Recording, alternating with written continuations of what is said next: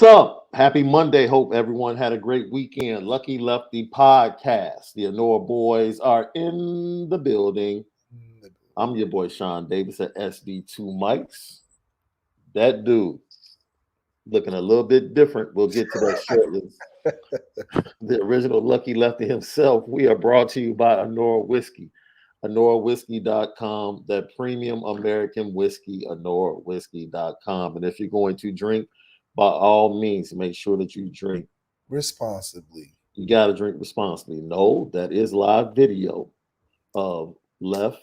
That is not his recruiting photo. So, Left, you going with the fresh look. You going with the Kenneth Edmonds, if you will. Going with the baby face, man. It's trying something different. My birthday is tomorrow, so try to do something for the 28th, man. Look good on the 28th. So you got some big things coming up, and you got a piece of advice that the fresh face goes a long way.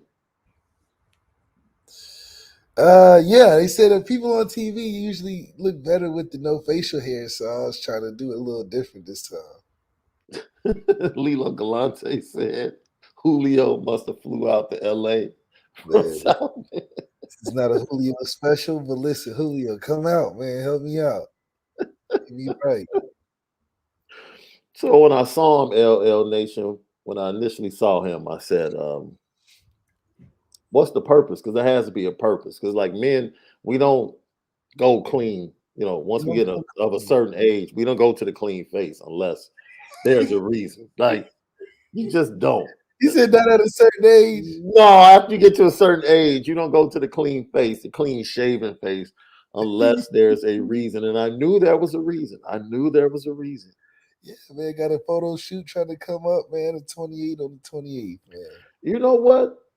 That shows the strength of a relationship, right? Because, your significant other, yes, gave her preference.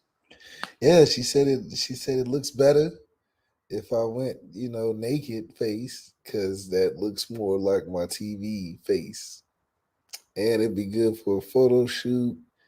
Hair grows back. Hit me with that one. It does. I agree 100% with her. I agree 100%. Said I guess that makes sense because it is gonna come back. So just trying a new look. I think she likes it, so hopefully, I can continue the liking pattern. So this is, let me bring you into my household. We're the same way. My wife is the same way. Like depending upon the season and what's going on, she'll tell me to, every now and then touch up the grays. Go to the shadow, touch up the gray a little bit. Sometimes she's like, "Yo, I'm loving the gray right now." Yeah, show it. And then sometimes she'll tell me like, "Man, I want to see some waves." Oh, you see the waves? So I'll cut the hair off, and I get the do rag back out. That's right. With a little Murray's or a little sporting waves. You know what I'm saying? Quick little buzz down. Go do my thing, and I'm back at it. So, absolutely. My question to you is: does it go both ways for you? Because it goes both ways for me. Recently, she's grown her hair out. She's in school, getting her master's, and she works out every morning at 5 a.m. So it's not a lot of time for her to maintain her hair. That's right. So she's been doing, she's been doing the different braids and everything. So she finally took them out, and she's ready to go chop. And she consulted me on the style. She actually showed me the picture, and what do you think? Because what you say matters. And I vetoed a couple of looks. Like being honest. Yeah, that you get that. Does it go both ways for you guys? Yeah, I try to say it in a good way, or say it with more of an opinion tone. See, you're better than me, love. Yeah, You're put it better in. than me. Yeah, because both of us are pretty direct. I said, I said, if it was me, I wouldn't do it that way. If it was me, though. Now, if Right, it's you, right. you like what you like. But if it was me, I'll probably do the other color. But that's just if you asking me for my opinion. And then sometimes I'll be like, that looks great. I was thinking that too. You nailed it. See, LL Nation knows about that Murray's, boy. That's right. That my Murray's might be about as thick as oil, but man, it stays with you for a week too. You don't have to go back to the Murray's can for about 4 or 5 days. That's why they went out of business because it's one uses for 10 years. You get a man, years. Facts. That bad fella sits on the countertop in the bathroom for at least 2 years before it's empty. Staple. Man, Lucky Lefty podcast. First of all, Apple Podcast, Spotify, YouTube. Go and hit the like button, smash the notification bell. So every time we go live or post something. We posted some great clips of our Jeff Burris interview this weekend. You should tap into those as well. CFB Nation, in conjunction with Irish Breakdown, all of our great content. We appreciate all of your comments. Leave us 5 stars. It's the Lucky Lefty podcast, home of the misguided passion. We spin it different. So we want to say congratulations to head coach Neil Ivey. Oh, man. And the Notre Dame women's basketball team. That's right. On winning the regular season championship, doubling up, beating Louisville in a span, and 2 great games in the span of a couple of weeks, really a span of a week. And they needed Duke to lose to sit alone at the top, and Duke lost, I believe, to North Carolina State yesterday. I think it was like 45-41, low-scoring game. Duke has had an amazing season as well. And you look at the top 4 seeds in the ACC women's tournament coming up. It's going to be a tough road, man. It's going to be a tough road. You might get the 3rd edition of Louisville Notre Dame in the semifinals. But Neil Ivey and that squad, and hopefully Olivia Miles, who went down in the second quarter, is fine. She'll be able to come back, participate. They get some days off because of the bye, being the number 1 seed. But congratulations to the job they did all season. It was tough. She replaced a legend. Like, we talk about pressure. Neil Ivey replaced a legend in Muffin McGraw. A legend. I was, in my opinion, because they were there at the same time. You take Muffin McGraw, Brian Kelly, and Mike Bray. She's the best coach out of all 3, in my opinion. Yeah, I mean, I definitely think Muffin McGraw is definitely a top coach in Notre Dame's women basketball history, if not the best, and undoubtedly one of the best in college women's basketball history, period. But Neil Ivey, Neil Ivey is a little different now. We talking about somebody that played and won a championship as a point guard, as a quarterback. Then we talking about a person that came back and created championship players. That's different now. Facts. Because not only can she talk the talk, but she can walk the walk too. Now we're not just talking about producing great players. She's producing some of the best players through Notre Dame history, through point guard. You got Skylar Diggins, Kayla McBride, Arike, Jewel Lloyd, Olivia Miles. I mean, Onora Lindsay. The list continues and continues. Bree. I mean, these are people that she's personally are training as a position coach, as an assistant. legendary in her own right. Then turn around and win a championship as an assistant head coach. So we not just talking about great on one level. Mm-hmm. Then she produced a seed that was first round NBA lottery pick herself. So this is. I know we talking about Muffin McGraw, but we might be talking about the greatest. There will be no. Hold on. There wouldn't be no diminishing of Muffin McGraw No on the diminishing. Lucky Lefty. Okay, we talking about something different. Okay, speak freely. I just want to make sure that everyone. Hey, this is not a Muffin McGraw diminished safe space on the Lucky Lefty podcast. I'm sorry. Because Muffin McGraw got her own greatness because she got consistency, just like Brian Kelly now. Mm-hmm. Consistency, but we talk about something just a different category. You know, you got great over here, but this is something else. This is something else. This is something that has never been done. This is that one school now, can never be done. As a player, as an assistant coach, created great players through as an assistant coach that are in the NBA, probably the face of the WNBA. Multiple players, multiple championships, multiple Olympics. Mm-hmm. She got one Dancing with the Stars.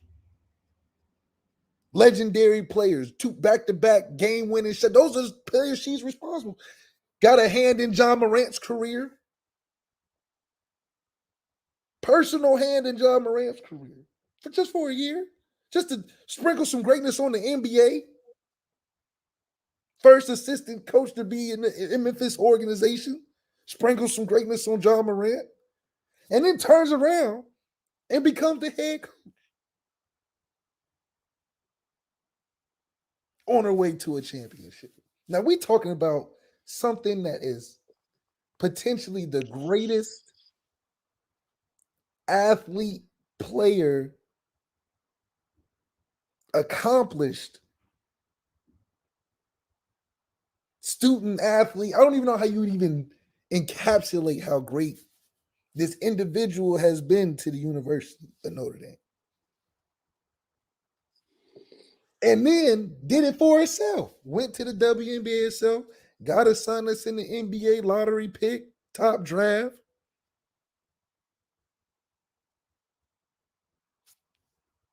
And she fine. I mean, there you go. I mean, you can't get no better. Congrats. I mean, that's what I said. Muffin McGraw is great, but Niele Ivey and what she's doing. No. See, we're not doing that. I'm not saying it's comparable. I'm just saying it's different. Muffin McGraw is the greatest. Oh, we talking about Notre Dame? Yes. Recent history? Yes. She's the GOAT. I agree. She's the GOAT. I agree. But something different is. Oh, she has also had a huge hand in Muffin McGraw winning the championship as well. Agreed. I will tell you this. She has the path to be able to exceed Muffin McGraw. That's all. If she gets 2 national championships under her belt, for everything that you said, what she's meant on the court for Notre Dame, breaking through with Ruth Riley and that crew, what she's meant as an assistant coach in the development of all of those great WNBA players and guards, and the coaching, the NBA coming back, you're absolutely right. She has a path that can lead her to exceed Muffin McGraw, but she has to get it done. She got to get it done. Obviously, she has to get it done. Obviously. This is a Patrick Mahomes and a she has to get it done situation. She has to get it done, and she can get it done. She obviously can recruit. She can obviously recruit. She can obviously develop talent. That won't be the problem. Develop talent. Marcus Freeman should take some notes now. Hey, let me tell you something. That Don Staley, South Carolina hill is a big hill to climb, brother. Okay, yeah, but Don Staley ain't never won a championship. Let me tell you something. I'm not saying it's impossible. Hold on now. Hey, They got something going. They got a nice program. They got something going right now, has bro. done something very special for a program that who knew South Carolina women's basketball would be on the top of the world like they are. She did that. There's many things that she hasn't done that Coach Ivy is just about to start doing. I don't remember Dawn Staley winning no championship for her school. And then going back and winning as an assistant. Come on, we're not doing that. We talking about gold medals. You tripping We right gonna now. get that. You tripping right now. She took Temple University to tournaments, dude. Like, no, stop. Hold on. No, Dawn Hold Staley. on. Like you bugging. You don't. Okay. I'm protecting. I protect the greats. I protect the greats. Listen, we're okay. Even be talking greats like this is an accomplishment. It's an accomplishment. Dawn Staley's up there on Mount Rushmore because she's killing it now, and she was killing it then. Muffin McGraw on Mount Rushmore. And she did. I want to double check. She did win an NCAA championship in Virginia as a player. I said at the same school she's coaching at. Oh, that's all I'm saying. I'm saying significance to the school that you represent. It's a better story. I understand. It's just a better story. I understand the story behind it. I get it. Yeah, but I'm not even. I wouldn't even put Yale on the Mount Rushmore of women college coaches yet.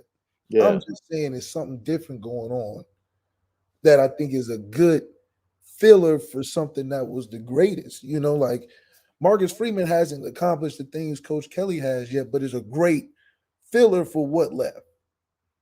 Well, he doesn't have that far to go. Neil Ivy has a much longer path to exceed Muffin McGraw than Marcus does for Brian Kelly. The winningest head coach of all time. No. See, to exceed Muffin, he has to win. What? All he has to do is get to the playoffs. To exceed Brian Kelly. Come on, man. That's an easier task. Okay. LL question of the day. Who has an easier task in exceeding their predecessor? Marcus Freeman or Neil Ivy? Oh, that dude. Come on, man. You can talk about the greatness of Neil Ivy, but to catch Muffin McGraw and Notre Dame as a coach, that's the GOAT. I agree with you on the Muffin thing. I'm saying that you can't take away Brian Kelly's winning as head coach of Notre Dame football history. He ain't win a damn thing. What are we talking about? Hey, man, I'm sorry. Look, we have different type of fans. Excuse me. Left got me excited right there for a second. We have different types of fans, and we love every type of Notre Dame fan. I just happen to be the one that if you ain't win a national championship as a coach, you ain't doing a darn thing. Not for me. I appreciate the effort. I appreciate the trips to the college football playoff, but you didn't get the job done. That's just me. Maybe if everybody else is cool with him being the winningest and all of that, that's fine. For me, he didn't do a darn thing. He didn't do a darn thing. Matter of fact, he underachieved in certain areas. So you're saying if Marcus Freeman, he has an easier path if he wins becoming a better coach than his predecessor. Wait a minute. If he wins the championship next 3 years, you're saying that those 4 years is better than what Kelly put in for 10. Heck yeah! Are you kidding me? Dude, you know what, man? I'm about to put the link in the chat. Because I want Notre Dame fans to tell you. Are you kidding me? If Marcus Freeman wins one championship in the next 3 years, he is automatically elevated above Brian Kelly. It's not even close. Man, look.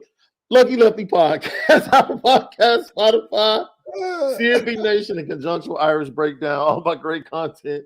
Leave 5 stars. We respond to everything you guys say. It's the Lucky Lefty Podcast. We spin it different. Left, are you bugging? Man, are you really? The winningest? That's a lot of things. Man, are you really repping Brian Kelly right now? What is going on? I'm just saying, do you think that's an accomplishment or do you not think it's an accomplishment? What Brian Kelly did? The winningest head coach of Notre Dame football. Left. I'm about to hit you at home. I'm about to put Left on the spot, LL Nation. And if he punks out If he punks out, I know what he's on right now. It's just Is it a fact? Is it a fact? You made me pull out the pick on this one, boy. Is it a fact that Ian Book is the all-time winningest quarterback? He is the all-time in Notre Dame history. I talk about that. Okay. Is he a better quarterback than Ev? It's not about that. Is he a better quarterback than Ev? Answer the question. No, he is not more talented. Is he a better quarterback than Deshaun Kaiser? No. Is he a better quarterback than Malik Zaire? No, it's not about then that. What are we talking about? It's about accomplishments, though. You can't take it away from the kid. Winning a national championship is a better accomplishment than anything Brian Kelly did. Anything. What are you talking about? What are we talking about? You just asked if Marcus Freeman brought a championship. Marcus Freeman bringing a championship to Notre Dame after 35 years would be equal to LeBron bringing a championship to Cleveland.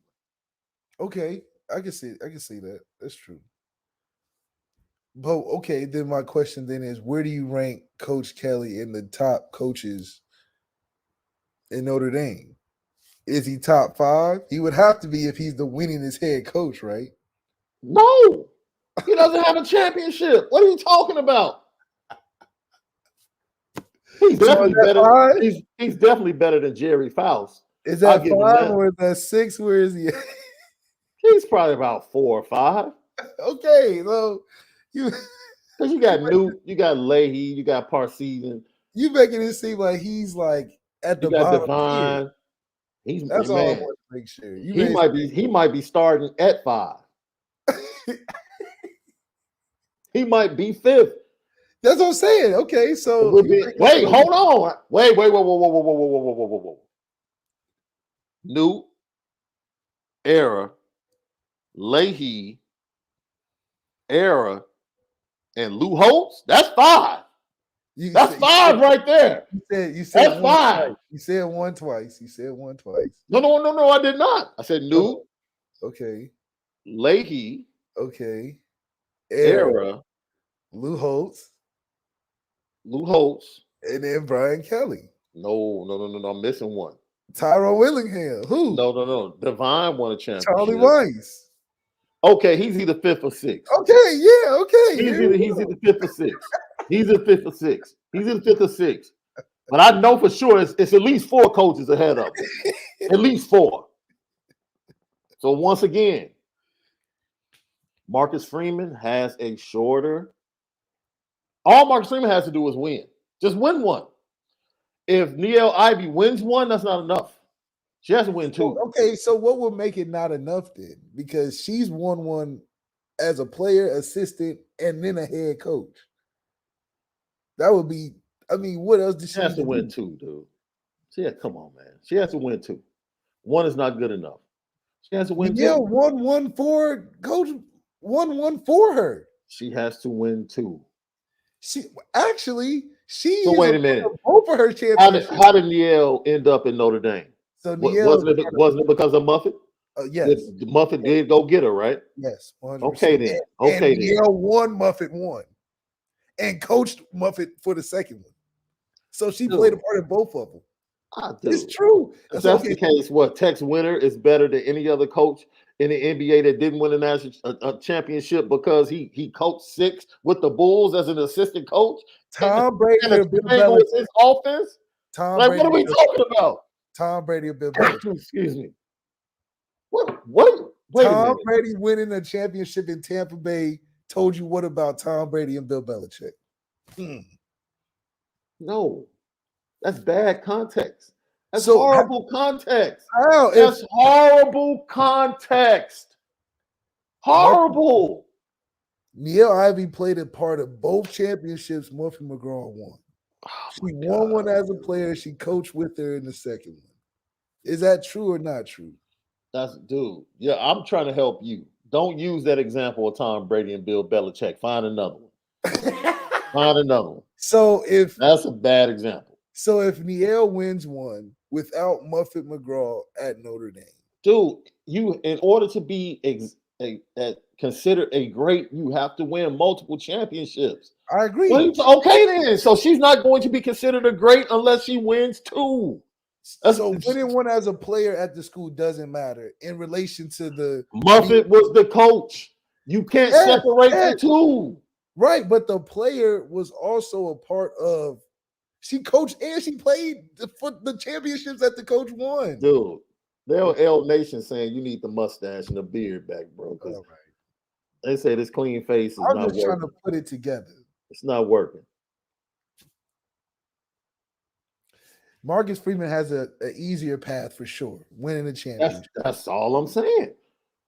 However, all he has to do, Marcus Freeman can win 1 championship. Look, let me tell you something. Let's keep this in context. Based upon things that have happened recently, let's just say he's not happy about certain things. Let's just say that. And let's just say in the next couple of years, he wins a national championship in Notre Dame and the NFL comes calling. Let's just say that's what happens. Notre Dame fans wouldn't give a darn if he voted for the NFL.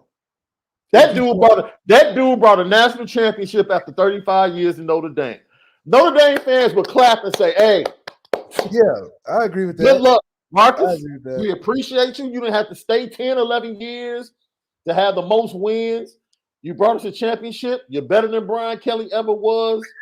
Man, good success in the NFL." So how much does a resume count towards a person being great at that place? Like, the Illini Ring of Honor, right? Okay. Now, resume matters a lot to be in the Ring of Honor, right? It depends. Not everyone in the Ring of Honor won a championship, though. I mean, there's some people in the NBA Hall of Fame that I don't think should be in the NBA Hall of Fame. So, I mean, it depends on who you're talking to. I think Devin Hester should be in the Hall of Fame. I mean, yeah, that's true. Okay. Jay Henry, you see what Jay Henry said? He said he would help Marcus Freeman pack his bag. I think we all would. We all would be happy for Marcus Freeman. He wouldn't even say nothing. Dude, Marcus Freeman doesn't have to do a lot to surpass Brian Kelly. He doesn't. So do you think winning a championship in women's basketball is easier than men's football? Well, I didn't know they had women's football in college. Okay. But oh, they do now. They do all the flag. They do have professional flag football leagues. I coach the team. But no, is it more difficult to win a championship in college football as opposed to women's basketball? That's a great question. Because I think no matter what era, there is a big mountain to climb, right? Yeah. Whether it was, I forget the brother's, the gentleman's name that coached Louisiana Tech, Barmore. Like in Louisiana Tech, they were a mountain to climb, right? Then you had Geno and UConn. Pat Summitt before Geno in Tennessee, they were the mountain to climb. When they had like Shamika Holesclaw and dude, Shamika almost won 4 in a row. She won 4 straight as a high school player and then almost won 4 in college. That's bananas. That's crazy. So the women's basketball tournament is always, but I will say this. I probably would say college football because the vast majority of the time in women's basketball, the champion is going to come out of the top 8 teams in the country. Right? So usually the top 4, the best teams usually get there. Right? Yeah. It's kind of the same thing in college football right now. The better question is it going to be more difficult for Niele or Marcus to win a national championship? That's the better question. I feel more comfortable with that question. Knowing some of Marcus Freeman's battles, man, he got to battle a lot of It's probably easier for Niel. It's probably easier for Niel Ivy to win a championship than Marcus. Right, because I mean, he's just gotta hope that the players he's recruiting that get to campus, on campus, sign the dotted line, Yeah, and yeah. pull together to get it done for him.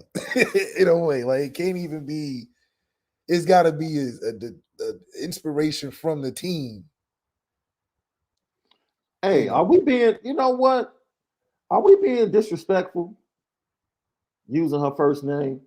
I feel. You know what? She's Coach Ivy. I'm gonna show her the due respect that she deserves. Yeah. From now on, I'm gonna refer to her as Coach Ivy. I want to make sure I'm showing proper respect. That's right. Coach Ivy. Because I don't know her personally. You know, I'm talking like, man, we just kicked it last night to celebrate the championship. I apologize for that. But Coach Ivy is definitely in a better position, in my opinion. To win a national championship. They getting 5 stars too over here. Coach Freeman. I think once we cross the getting 5 stars level for Notre Dame on a frequent year-to-year basis, I think that'll make it a couple steps closer. I just still think we need a quarterback. Yeah. We just need a dude. Yeah. But I don't know. Do you think college football can even out from the top of the mountain to everybody else? Because I think right now we're going through the UConn's girls spell where they were just so much better than the second best team. That's called Don Staley. Right. Okay. The Don. Okay, I like that. The Don Staley. That's called Don Staley. So basically, near Coach Ivy, can she become that kryptonite to Don Staley and take over the mountain, as Don Staley has done from Geno? That's kind of where that's kind of where college football is right now. I mean, you got Georgia's just clear cut favorited. Mm-hmm. You know, where it's a monopoly right now on talent. Yeah. Can it even out? I think the NIL tried to make it a little more even. Tennessee popped up, you know. Some of these other Tulane popping up. Mm-hmm. The transfer portal helped a little bit, but it's definitely a monopoly over there. So closing the gap, I think Marcus Freeman can close the gap, which has 1 or 2 pieces though. We need our Enrique almost, you know, we just get over the hump and then we can kind of level out from there. Yeah, and I got Rob Tidoff. Rob, we actually had your comment start the first time you put it up. We weren't overlooking you, but we want to get it in now. Matter of fact, you guys go follow Rob Tidoff. He does great work, specifically covering men's basketball and women's basketball for Notre Dame on this podcast. Shaun and Malik, that women's game yesterday was a gut check, gritty win. Swarbrick should make it Muffet McGraw Court, but that makes too much sense. Well, she should get her own statue. You know, I mean, they got enough football coaches with statues. She definitely deserves a statue on campus. Like if it was just like right in front of the, they're always building something. So you got it somewhere visible. Yeah, how they do it, you know, with the statues in front of the stadium. Because I mean, it's only right. You know, I think that would mean more than naming the court after, because you can get a new building. Yeah, I mean, yeah, I totally agree. Lefty podcast. That was a fun conversation, man. That was a fun conversation. And once again, congratulations to Coach Ivy and the Notre Dame women's basketball team on winning the regular season ACC championship. They try to double up this weekend. ACC conference championship, number 1 seed. They could face Louisville again for a 3rd time this season. Beating a team 3 times in 1 year is very difficult in college basketball. Tough to do. It's very difficult in college basketball. Ask the Illini fans about 89 Final Four against Michigan. It still hurts. Is it tougher to do it playing 3 times in a year or playing a 7-game series? Because it's almost like it's different because three times in a year, because it's still 1 game. It's still when it comes down to it, it's one game. Yeah. It's one game for everything. You know what I'm saying? That's different. 7-game series. If you lose one, you can lose 3 and still win the series. Yeah, you In can a lose 7-game series. So, yo, yeah, I would take a 7-game series over. Yeah, 3 times in a year. Shoot. I mean, but Yeah. you can lose in it twice and win the third when it matters, I would rather, this is me, I would rather stick to 4 teams and make the championship game a 3-game series than college football. Oh, wait, hold on. That would be more exciting to me. Wait a minute. I know that's way off the reservation, right? Hold on. Wait. That would be dope. That would be dope. If you did like back-to-back weeks. Except for this year. I Yeah. definitely would not have wanted that this year. But in most years, I would take 14 playoff. 14 playoff. When you get to the finals, So 3-game series. Week to week. 3 straight weeks. Same 2 teams play. That'd be dope. That'd be dope. That'd be dope in my opinion. That'd be hard because not even the NFL plays the same teams back-to-back weeks. That'd be dope in my opinion, though, boy. That'd be dope. That'd be dope. That'd be cool. That'd be dope because you would actually see coaching staffs take film from the first game, come back with a plan for the second. That would be dope. It would be different. It would be different. It would be hard to win a championship. It definitely would be much harder to win a championship. Hell yeah. Yeah. Can you imagine like getting an opportunity? That's at minimum, we would have seen Alabama and Georgia play 3 times. They played in the SEC championship game. They played in the championship game. And if Georgia would have had to win another one to win it, that would have been incredible. But I think that's the scheduling you kind of need through the regular season, where Georgia needs to play Alabama through the regular season. Remember, they didn't play LSU in Florida for a long time. When Tyrann Mathieu was there and Urban was there, Mm-hmm. So I think that they need to make the games definitely more competitive in the regular season. I mean, you get these it's just a catch-22. You get these throwaway games, but it's good to pay the smaller schools to come and all that. But nobody wants to see Sam Houston State play Alabama.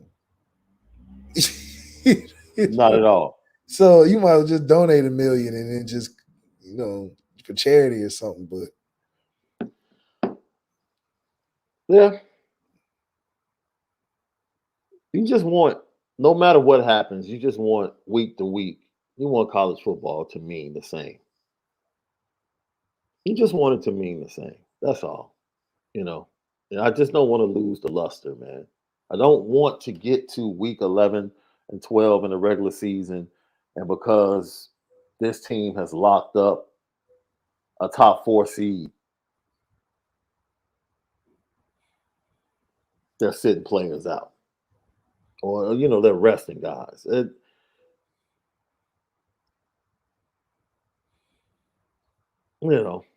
I just hope it doesn't come to that. Yeah, I hope it doesn't come to that, right? And then I don't think it impacts players leaving for the NFL as much as people think, right? Because if I am a number 7 seed going into the tournament, I'm still judging whether or not my team has a realistic shot to win a national championship. Yeah, if you Tennessee or if you Notre Dame and you Isaiah Fauski and we 7 seed. Okay, that's a great example. Great example, Left. If are we beating Georgia? If this year was an 18 playoff and Notre Dame snuck in as the 7th or 8th seed, I would not have been mad when Michael Mayer or Isaiah Fauski leave. I wouldn't have, because they weren't winning the national championship. No. Not the team they had this year. So I still think there's going to be major decisions for college athletes, college student athletes, let me be correct, to go ahead and decide whether or not they want to forego the playoffs and start preparing for the draft or not. I don't think the playoffs expand and solves that issue like some do. No, it just make it harder for the clear-cut team to win, essentially.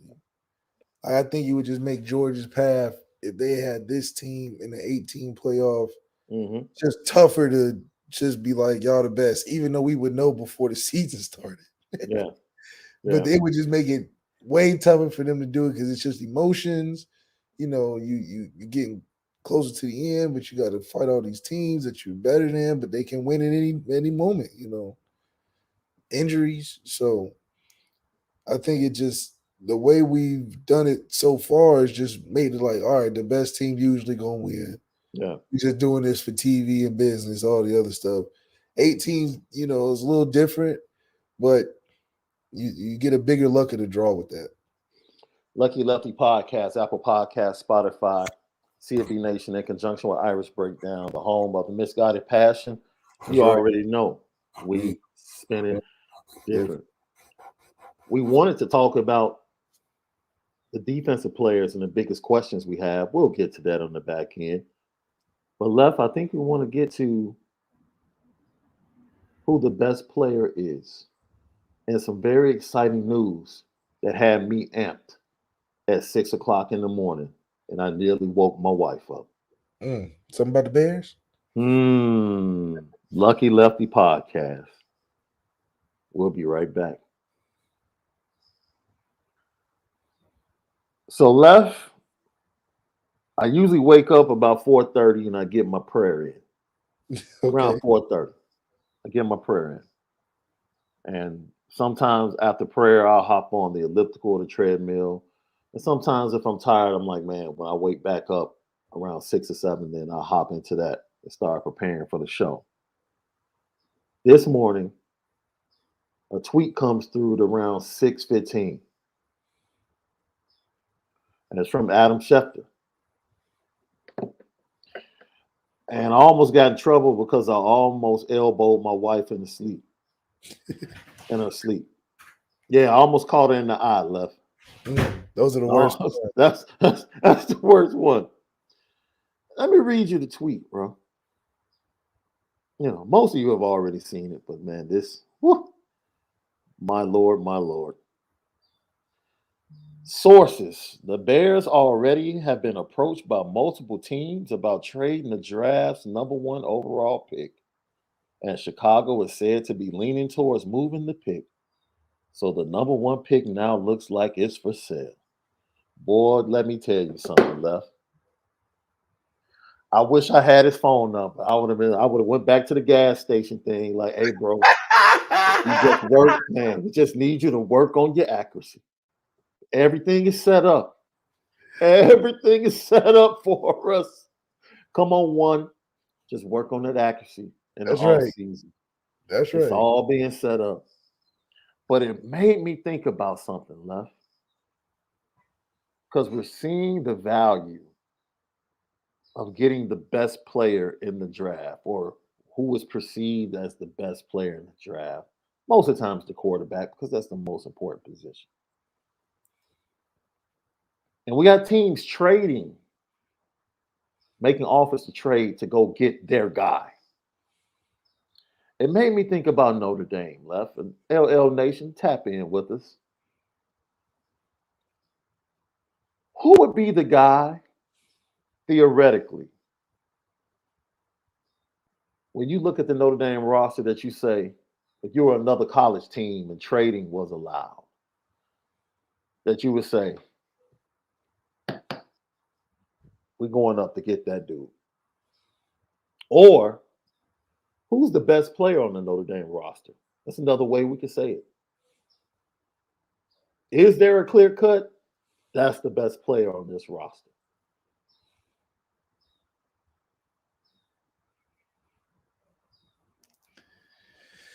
Honestly, I don't know. I don't know if we have a clear-cut best player like a Michael Mayer.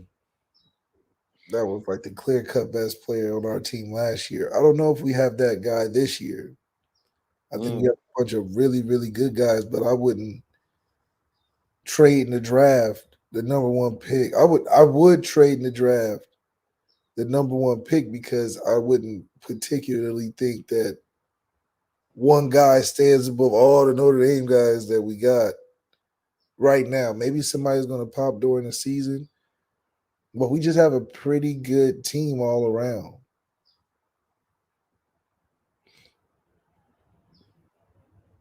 Let me throw some candidates at you. Someone in the chat said Joe Alt. Aldrich Estime. You would trade up for the first pick of the draft? Is that what you're No, saying? I'm just attacking the simple question of who is the best player, unquestioned best player on this roster. I don't know if there's an unquestioned. I think they're all really, really good, but it's like they all have pros and cons. Like Michael Mayer, like his cons are like he could probably be better in the run blocking. Okay, maybe. can you win a championship without having an unquestioned best player? No. You need a best player. Well, what's the last team that won a championship without having the unquestioned best player? I don't know if this ever happened. Yeah, I can't remember. Ohio State was Ezekiel Elliott. They beat Bama that year. Then the year after that. You know what? For those of you, because we have tons of young Irish fans that subscribe, watch us, or listen to us. I'm thinking about the 1988 team. And I'm really I don't know if the 88 Notre Dame team had an unquestioned best player. Maybe it was Tony. Some people might say Rocket. Some people might say one of the old linemen.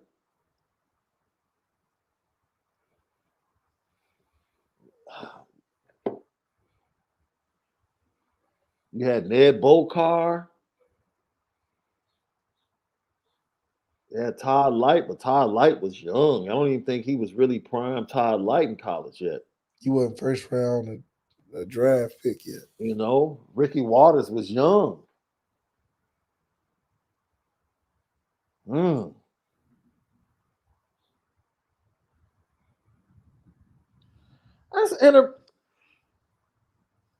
That's interesting, man. That's an interesting question. Wow. So this year, Jalen Carter was the unquestioned best player on Georgia. I mean, you could rotate the best players. Or you could say Brock Bowers. Yeah, at least there was somebody. There was somebody. Yeah, guys. They had all the best players. Last year, yeah, he was definitely, Jordan Davis. Yeah, Jordan Davis. Yeah, come on. When Clemson had their run, their quarterbacks, Shaun and Trevor. That's how they got there. That's how they won. Yeah. Ohio State was Zeke Elliott. 2012 was Eddie Lacy and Amari Cooper. So we might see Notre Dame win a national championship when that unquestioned dude could pop up. He could be in the sophomore class. They usually don't pop up. You usually know about them going into the season. Like Will Anderson, you knew about what? No, Will Anderson was a redshirt freshman when he popped.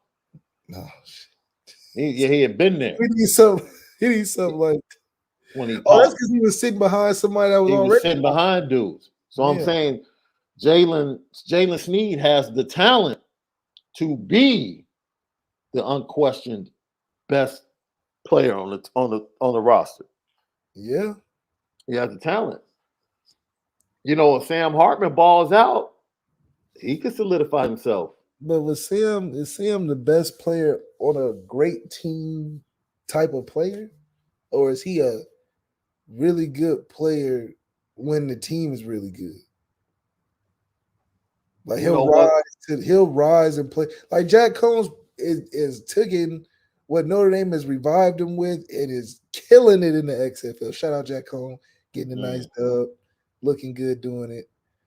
But man, is Sam Hartman a guy that you're like going into the championship game? Like, man, we got Sam Hartman, we gonna be all right. Or is it, man, what's Notre Dame? We in the championship game. We got passing game. We can run. We got defense. Right now, that's what we're going in as we're like, for instance, TCU is a really good team, no superstars.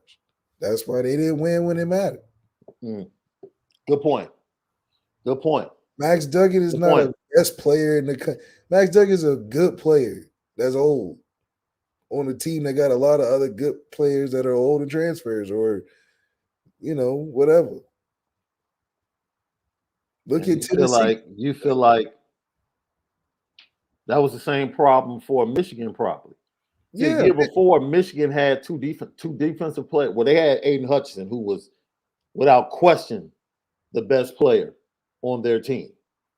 Without question. Without question. And even though they got dog walked, pun intended, by the Georgia Bulldogs in the semifinals. I mean, it wasn't even a thing.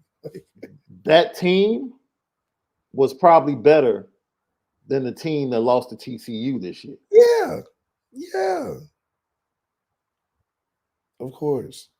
Now, can J.J. McCarthy become the unquestioned best player on their team? He's just a really good player, too. Come on, man. He's a really good player. That's my Chicago dude. Don't. Okay, does he have the impact? That Chicago dude. He is no different than what J.T. Barrett was to Ohio State. A really good player, but he's not just a lot. He meant a hell of a lot to Ohio State, bro. He does, yeah. No, J.J. McCarthy meant. What hurts? You know what hurts J.T. Barrett? He's not like super athletic. You know what hurts? They won a championship without him. Oh. They went and won without him, with the backup. That just showed you the amount of talent that was around him. That's true, but he is the winningest Ohio State quarterback of all time. Undoubtedly top 5 Big Ten quarterback of all time, numbers and all included. One of my best friends. But he wasn't Justin Fields. JT, you know what? I would actually rock with you on him being a top 5 Big Ten quarterback. Oh, of course. He just didn't win the Heisman, unfortunately. But he was in the room. That's debatable. That's truly debatable. I wouldn't push back immediately on that. I would have to really, yeah. So yeah, I would have to sit back and really kind of research. But J.J. McCarthy would be another great Michigan quarterback. Was in 2 playoff games, going to win a lot of games by the time he's done. But he's not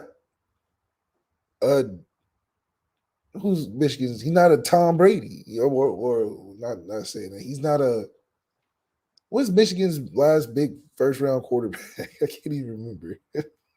Chad Henne? They haven't had one. Oh shit. Okay, he's not a Trevor Lawrence. Where Trevor Lawrence has a similar career path where he's winning a lot of games, makes it to the playoffs and all that, but he's a clear-cut first-round pick. Is J.J. McCarthy a clear-cut first-round pick next year? He's a really good player. But there's just a difference. Like, JT is a really good Big Ten, Ohio State legendary quarterback, but he's not Justin Fields where he's a number 1 pick in the draft type of deal. Mm-hmm. Yeah. So I just think J.J. McCarthy's more on a great for college, NFL pop talent, Yeah, Jake Smith says, with that rationale, was Stetson Bennett a great player? For Georgia, yeah, I mean. Jake, first of all, he wasn't a great player. Come on, stop. For Georgia. He was a he's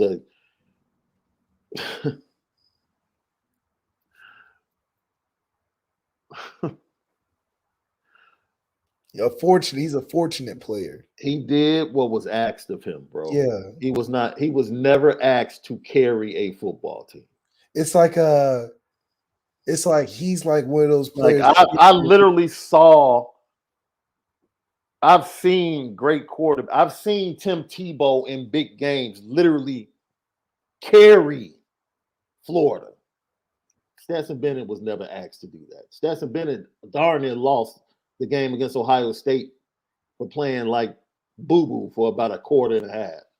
He's just he's like a trust kid, a benefactor of a inherited wealth.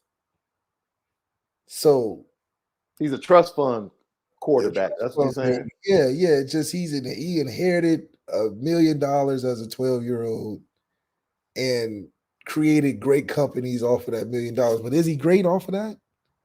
Or did he just inherit a bunch of money? So, look, when you're asked to do, when you have a team like that, I want to tip my cap to the Stetson Bennett's in college football history.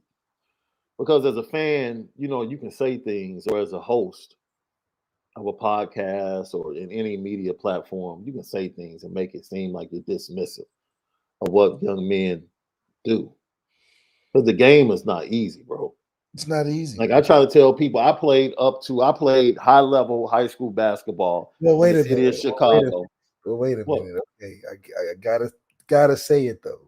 Go ahead. Jake Fromm, when I was at Florida and we played against them, he only threw the ball 9 times in the game. That's pretty damn easy. But what you're saying is the Georgia quarterback is only asked to do so much. and I get that. But still, Jake Fromm, when he had to, lost the game. That's why they never won a championship. No, but when he had to against Oklahoma in the semifinals, Jake Fromm showed up with his arm to match Baker Mayfield, right? And then to give the running game an opportunity to take over late in that game. So, it's not to punch at the achievement of a Stetson Bennett or a Jake Fromm or guys like that. It's just to say, like, okay, yeah, they were really good at what they were asked to do, but they're not Deshaun Watson. They're not Trevor Lawrence. Trevor Lawrence flat out took over the game in the semifinals against Ohio State. Just flat out took it over. Yeah. Just took it over. Started running dudes over. Yeah, dude. Just took it over after getting clocked. After getting smashed. Just got mad and was like, you know what? I'm taking this over. Yeah, right? Like, forget all this. I'm going to just run all for 2 years, just took the game over against Alabama.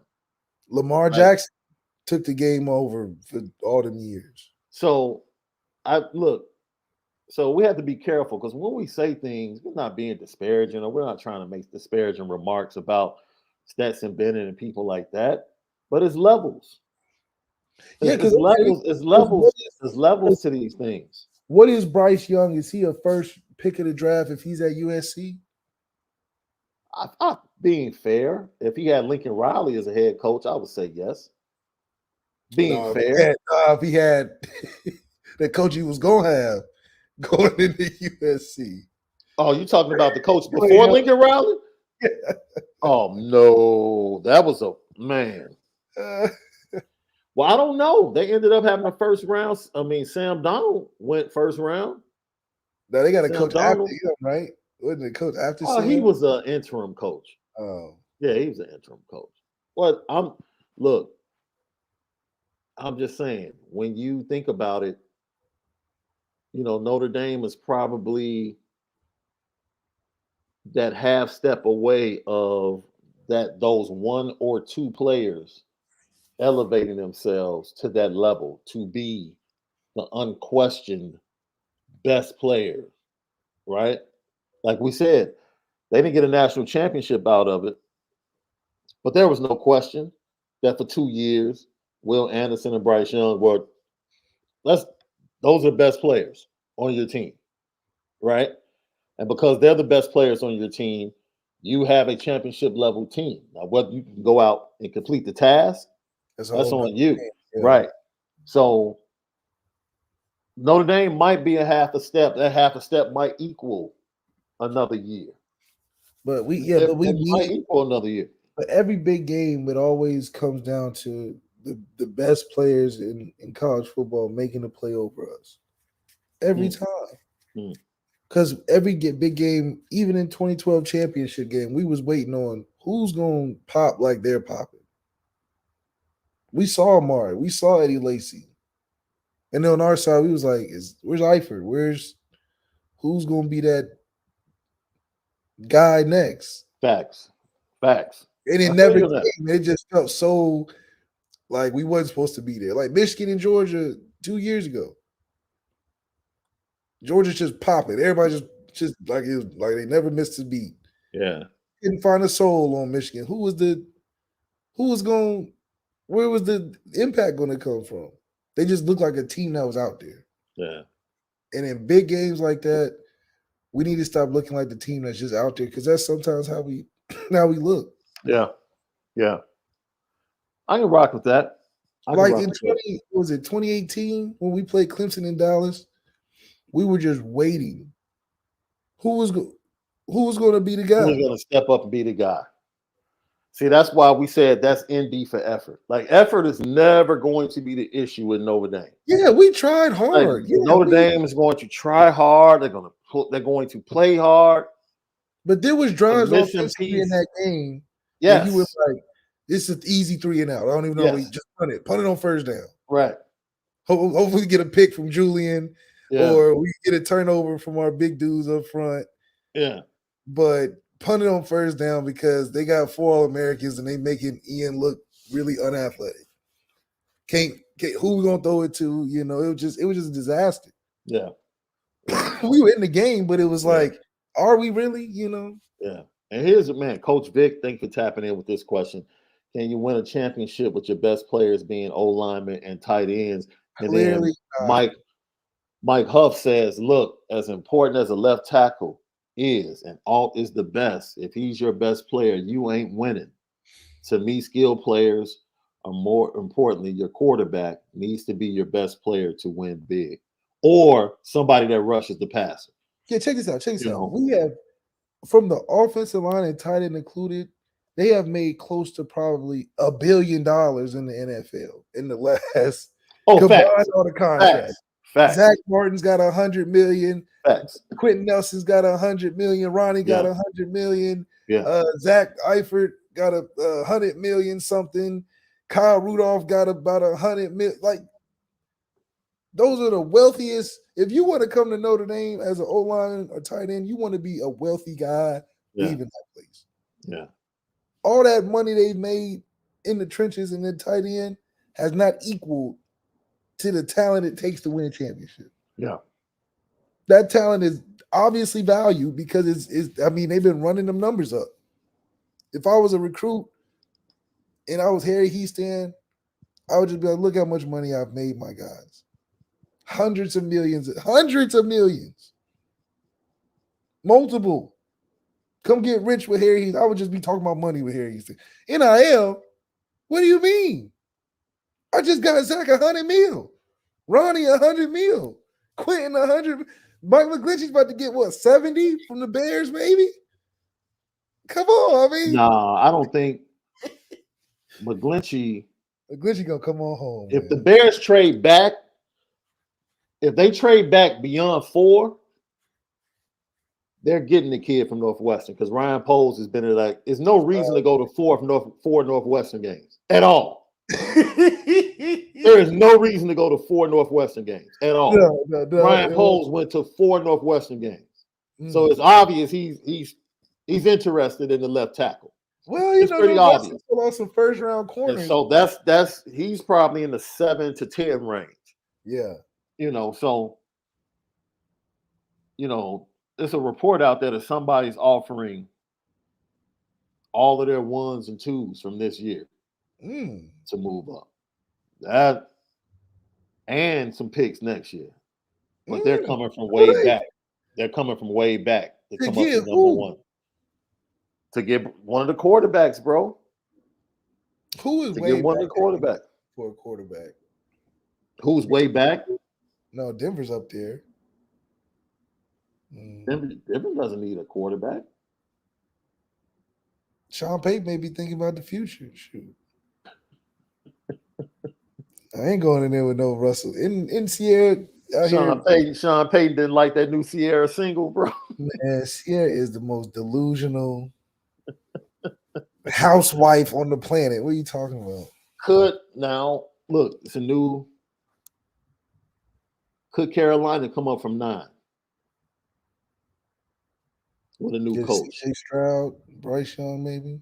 Could Washington with Eric Bieniemy come up from 16? And get who? Sam Howell. I mean, is Bryce better than Sam Howell? I don't know. What if Tampa came up from 19? I like Kyle Trask. Shout out Kyle Trask. He was with me in Florida. Kyle is sneakily a pretty good player. I just, he learned on the top. I think he's going to be really good. Shout out Kyle. Atlanta could definitely come up from 8. Dude, 7, 8, and 9 are the targets, in my opinion. Yeah. Those are the 3 teams that can come from way back. Offer something. Bryce look good in Atlanta. You're talking about Carolina, Atlanta, and Vegas. All 3 Oh, Vegas probably can come with a haul to go get a quarterback. Josh McDaniel, the type of quarterback that he likes, he probably would lean towards CJ Stroud.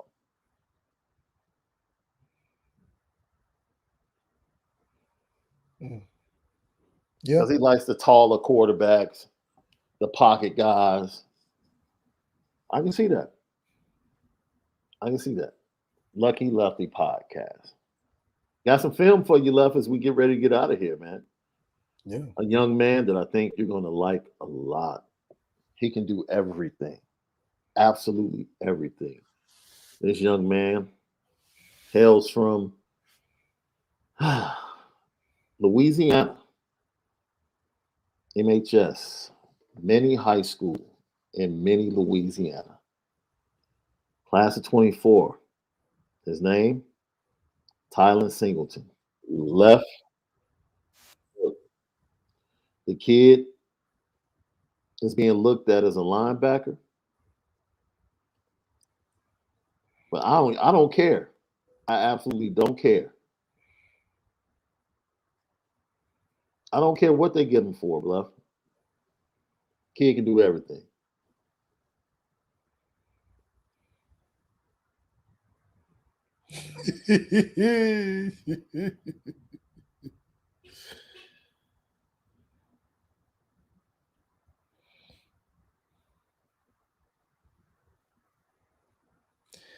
Just another superstar, athletic, gifted kid that has great football instinct.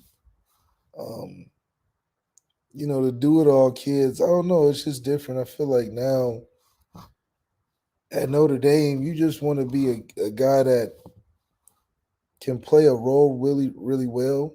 I think on defense so far, I mean, from an aggressiveness standpoint, is there a physical standpoint? Is there, obviously he's athletic, but look how far back he is, Left. That's what you want, though. You want guys with that type of aggression. Like this is like how Xavier Watts' film was. Just all over the place, big athletic kid, very instinctual. I think with the right role defined on a team, he'll be a special player. He's definitely got an it factor about him on film where you just love to watch him play. But he's one of those go to Alabama and be really special type of guys too. But I think for us, when we talked about players we need just to change the landscape, he can be a top player in the country, provided you play that Jeremiah Wusu role. I can see him in that, being an impact player. I mean, that jumping and tackling is crazy. But it shows a guy with a motor, man. You like to see that, So I think it would be great to get him, but athletes like this usually come with a lot. Oh, I think you on mute. Yeah. Ranked 59th nationally, number 2 player in the state of Louisiana. They already got Jaden Osbury out of there at the linebacker position. This young man look at him, he's playing cornerback now. He plays slot safety. Notre Dame wants him to play linebacker with that extreme speed and motor you talked about. I knew you would like this kid because of the aggression. Yeah, I think like Dion, even though he's catching a lot of flack for it, he's right. You want a kid that got something wrong with him defensively. Yeah, now see that Dion's going on the petty train. You know Deion Sanders is going on the petty train today. He didn't say it right, but that's how they recruit anyway. He did speak an ugly truth though. Yeah, I mean, because look That's at the unfortunate part. That is how a lot of coaches feel. Look at how these universities accept these kids that you like. How did you get in here? And they turn around and get in some crazy trouble. And I mean, these coaches know what they got to recruit. But football is not a gentleman's game like tennis. You know, this is you need a kid that's not afraid to go put his head in some traffic. Especially and on the defensive side. Yeah, especially to do that, you got to be a little messed up for real. Because it take a messed up person to want it. You got to be messed up to play the game of football. Period. I don't care who you are to stay safe. Because you could be playing with people that's not safe. You're a special man if you play football in college and professional. So let's stop trying to make it seem like these are all doctors and lawyers that just hanging out. That's a club sport. Lucky and Lefty podcast, man. Thanks for everybody that tapped in today. CFB Nation, Irish Breakdown. Tap in on Apple Podcasts and Spotify. Then follow us and subscribe to us on YouTube. Make sure you smash that like button for us and hit the notification bell so you'll know every time we post something or go live. You know what time it is, love.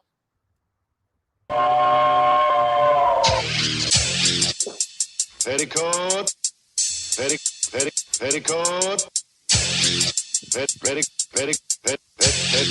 Petticoat Junction. It's time to get petty.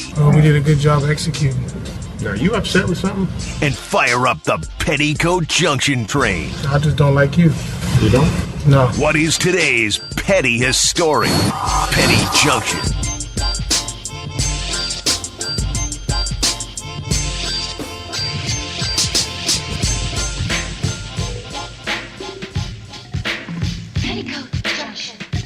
Petty Junction, pettiest story of the day, brought to you by Onora Whiskey, OnoraWhiskey.com, that premium American whiskey, OnoraWhiskey.com. I'm going to go out on a limb, Left. But you know I don't care going out there by myself, especially when it comes to certain subjects. I'm going to put Deion Sanders on the petty train. It's an ugly truth that does exist, but Deion, come on, man. You have to know when and where. You have to be more cognizant. Like, dude, you're not helping. It's like what keeping it real goes wrong. Yes, absolutely. But I want to put, Left, you weren't here. You had, your appointment Friday, so you had to get out of here early off the podcast. And on the petty train, I put the administration for the University of Alabama. And I basically pleaded with them to do what was best for Brandon Miller moving forward in the situation. I said it's about to get tough. I said people are about to start nitpicking and looking for any and everything to be upset with this young man because they don't want him to play. Regardless of how things have gone and the police saying he's no longer considered a suspect or part of the investigation, they cleared him, people are still angry that he's playing. And that's the core of it. They're just mad. They don't think he should be playing. And so when I see all of this Twitter rage on Saturday, I started laughing right? Because I'm laughing to myself, and I said, I guess people forget what they were like when they were 18, right? You know, here you have an 18-year-old young man, 18-year-old man who literally, for legal reasons, was staring his future dissolving right before his eyes. He gets cleared. He's back playing. And he does what most 18-year-olds do. He thinks selfishly. He thinks selfishly. He thinks about himself. Like, yo, I'm back to playing. Whew. My first game was on the road. I scored 41 points. Now we come home. Man, let's do what we always do. Introduction. They do the same introduction they've done all year. Here comes the Twitter rage. See, this is my problem with the Twitter rage. Not that I don't agree with Alabama not reading the room, Nate Oates not being more aware, as I begged him to be on Friday's show. The walk-on athlete that did the opening celebration, the introductory celebration, not being more aware. Brandon Miller not being more aware. But I expect an 18-year-old not to be aware of everything. I expect that. I expect him to continue to do everything he's been doing and not think about the impact outside of himself. That's what 18-year-olds do. They operate selfishly. And my anger with the situation came from words like disgusting being applied to him, adjectives being placed upon him, like he purposely went through this to just, man, thinking like I'm about to disrespect everything that's going on. He's 18. You know what you call this, Left? You call it a teaching moment. This is a moment to pull the young man aside and say, hey, you might want to think about some things. You might not want to do that at this point in time. Instead of trying to call him out of his name, which you want to do anyway, to tell the truth, because you're mad he's playing in the first place. That's where angers me, Left, because I come from a place of and dealing with youth for over 20 years and mentoring for over 20 years, and the work never stops. Matter of fact, the work picks up when they turn 18, 19, 20, because in society, we just want to assume they're grown and we just want to throw them to the wolves because they're 18. There's more work to do. This was a teaching moment for Nate Oates. And when Nate Oates came to the press conference, he said, I was made aware. I sat and talked to them both, and it won't happen again. That's coaching. That's what Lou Holtz did for Jerome Bettis, Tony Rice, and all of the young men that came from different situations to Notre Dame. He not only coached them on the field, he coached them off the field through some tough situations, some selfish decisions they made to make them better men. That's Nate Oates' job. That's the job of the University of Alabama, to bring young people into mature adulthood. But when I see adults wanting to lash out at an 18-year-old like they forgot what 18 was all about, man, sit on the petty train. When you can sit behind a keyboard and call a young man disgusting, sit on the petty train. There was no malice intent. Those two young men then wake up on Saturday morning saying we're about to disrespect the unfortunate death of the young lady from the incident. They did what they were always doing without having wisdom and foresight of seeing the spillover effect and how it would impact others. That's what happens with teenagers. So before you lambaste the young man, how about being part of the solution? How about that? Go find somebody that needs some help where you live. and mentor and help and pour into their lives. That's one of the biggest problems in society. We're always so quick to try and call somebody something rather than being part of the solution. And for that, I throw those people on the petty train. It's ridiculous. It's ridiculous.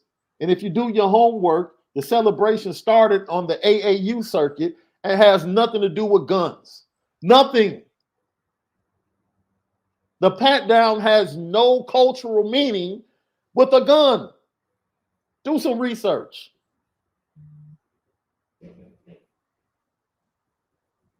It's done in high school gyms all over America.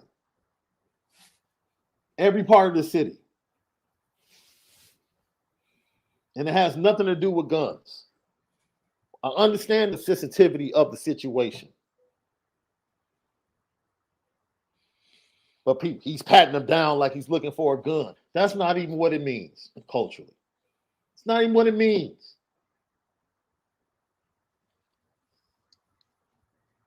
And I'm glad Nate Oates took the time to teach the young man, both of the young men, where they went wrong.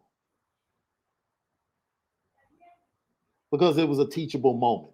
It wasn't a moment to pile on because you don't want the young man to play anyway. That's the main issue. And left, until he leaves, they're going to be mad when he smiles on the court. They're going to be mad when he shows emotion after hitting the three. Anything that he does moving forward, people are going to be mad because they don't think he should be playing. Period. And that's why I begged the University of Alabama and Nate Oates to do right by this young man and be the wisdom that he needs to get through the rest of this college season. Because it's about to get tough. It's about to be tough. If he were my son, I would have told him, son, we're about to go hide for 3 months and prepare for the NBA draft. Because I knew what was coming. I knew Saturdays like we just had, I knew it was coming. And I knew the moment they could use anything to try and tear him down, they would do it. I knew it. I was just waiting for it. I knew it was coming. And our hearts and our prayers and our condolences continue to go out to the young lady and the family. They were impacted.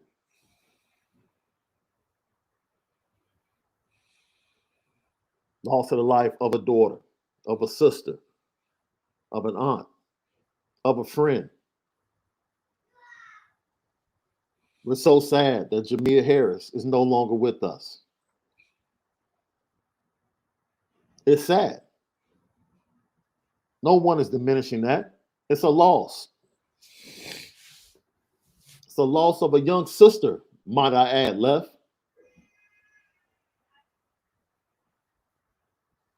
That hits our heart. We don't want that to be the case. But what's not about to happen?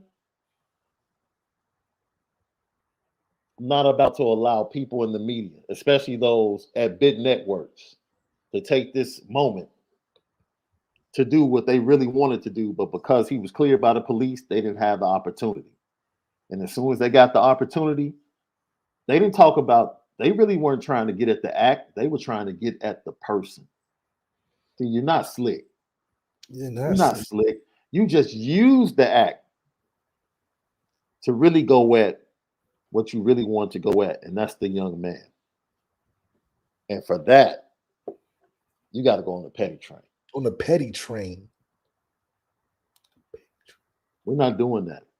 We're not doing that. So once again, our hearts and our prayers go out to the family and everyone connected and impacted by the loss of Shamia Miller, a young sister who lost her life to just what I can only describe as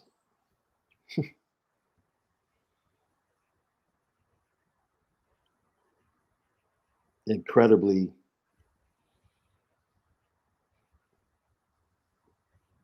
ignorant. use of gunfire and anger to settle a situation. It continues to be the narrative, man. It continues to be the narrative. But stop making her life about this young man in college basketball, because the loss of her life is bigger than college basketball. And the more you try to come at him, the more you diminish her. She's bigger than that. She's bigger than that introductory pat down. Don't be contacting her family, asking them about some introductory pat down. You're not helping them cope with the situation, but this is the type of ignorance being displayed by the media over the weekend.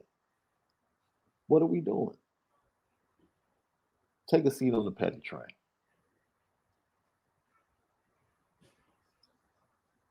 Anything from you, Left? No, that was good. I think that definitely is probably the pettiest. They probably filled up the train with that one. Man, I almost thought we lost LeBron yesterday when he said, I heard it pop. I was like, oh, snap. So dramatic. I do think the XFL being mic'd up during the games is pretty dope. It's pretty dope. Dope. It's pretty dope. You probably get a little bit more than you probably want to hear. Yeah. But there's some aspects to it that I think would be nice for the NFL game. That 1-2 or that 2-3-4 point system, whatever. Yeah. I think it makes it better for sports betting. Shout out to Jack Cohn and Alizé. Alizé, yeah, that's right. Alizé was in there looking huge. He looks huge now. Doing their thing. Yeah. And yeah. I don't know, Left, man. People gonna keep me on my knees, man, praying. It's just a lot. It's a lot going on. People crazy. Yo, so we'll see you guys tomorrow, man. This week we do have, I don't know which day, it hasn't been confirmed. It's going to be either Tuesday or Wednesday. Former Notre Dame and NFL offensive lineman Robert Hainsey is going to join us this week. There we go. Hainsey's going to talk to us about this O-line coach situation and playing with Tom Brady. Sheesh. Now I did so I heard he's saying is he just doesn't want to do the recruiting anymore.